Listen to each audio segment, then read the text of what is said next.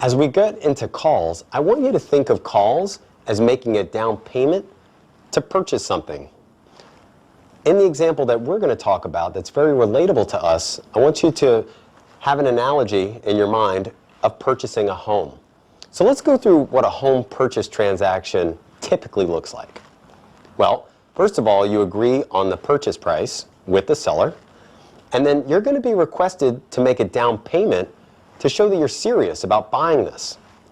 Well, typically a down payment could be some percentage of what the purchase price of the home is. In this case, it's 5%. So you're making a down payment to the seller of the home, and in return, the seller is giving you the right to be able to buy that home. So let's look at a transaction of what buying a house might look like.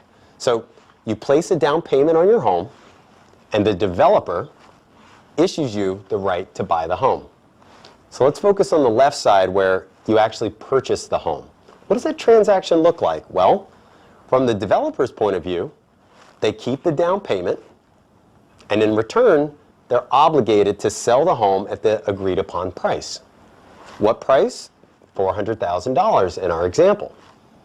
You, the buyer, pay your down payment, and in return, you receive that right to buy the home. And you want to purchase this home. And those are the steps that happens whenever you purchase a home.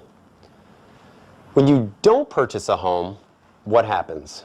We're past the down payment area here. The developer keeps the down payment. You, the home buyer, pays the down payment. So you could actually lose that down payment.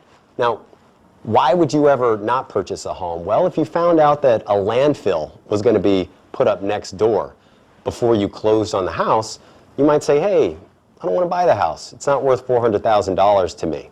So the key takeaway here, whenever we're talking about the concept of a down payment, and remember, we're only talking about the concept. The buyer pays a down payment, the seller receives a down payment. The buyer is getting the right to potentially buy something, where the seller has the obligation to potentially sell something. Since we just went over what a home transaction looks like, let's look at how similar it is to what a call transaction looks like. So again, you reserve a price on your stock by buying calls. The call writer or the call seller sells the price reservation. So again, let's start on the left here. So if the stock settles above the strike at expiration, what's going to happen? Well, the call seller, they keep the premium, very similar to a down payment with a home, but also the call seller is then obligated to sell stock at the strike. Okay? The call buyer pays the premium, similar to a down payment, and then what? They secured their right to buy the stock at the strike. So it's similar to a down payment transaction for a home. Now again, just like whenever we went over put options, call options on the right side look very similar.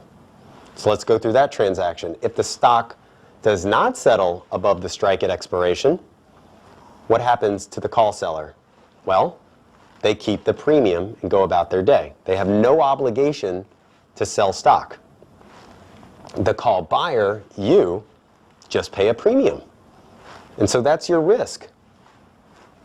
So now, it's similar on the right side of the screen that if you're putting a down payment on a home and you don't want to complete the transaction or something changes not to your liking, you can then walk away and all your risk is just the premium that's spent.